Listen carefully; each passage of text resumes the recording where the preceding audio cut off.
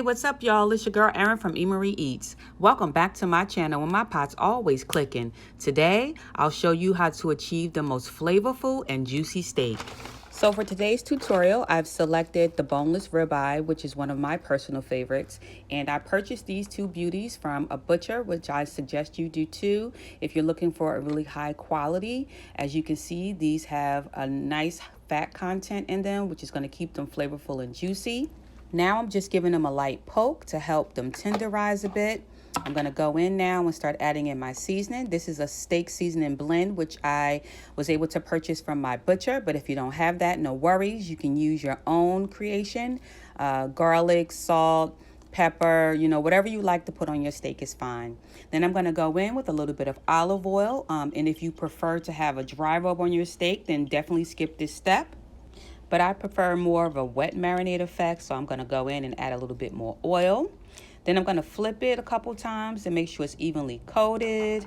Everything's all seasoned. Throw in some garlic cloves, add some thyme, and then a little bit more olive oil just to make sure I have a nice juicy marinade effect. I'm going to go ahead and stick this in the refrigerator for about 2 hours. I'm coating the bottom of a preheated skillet with some olive oil. Then I'm going to wait until the temperature is a little bit hotter. I'm going to slightly place my steak in there and pat it down because I want to make sure all the surface is touching the bottom of the pan. Now this step right here is where I believe the most important part of the cooking process takes place. I want you guys to have some patience and just leave the steak until it gets that nice crispy sear on one side before you go to flip it. Patience is going to be key. If you're not sure, take a peek. And if you're really not sure, I want you guys to use a meat thermometer. And wait till it's at least 2/3 of the temperature of your desired doneness before you flip it the first time.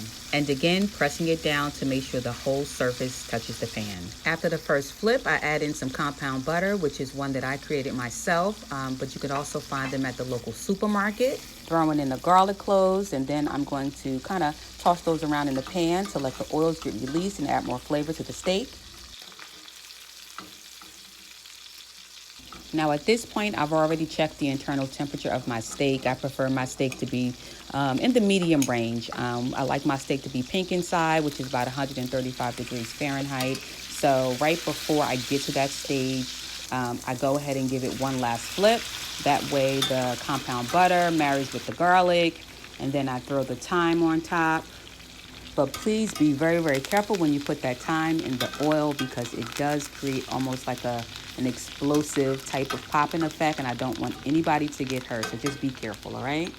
Now you're almost done, but the final step is to start basting that steak, and when I say baste, I mean baste the heck out of it.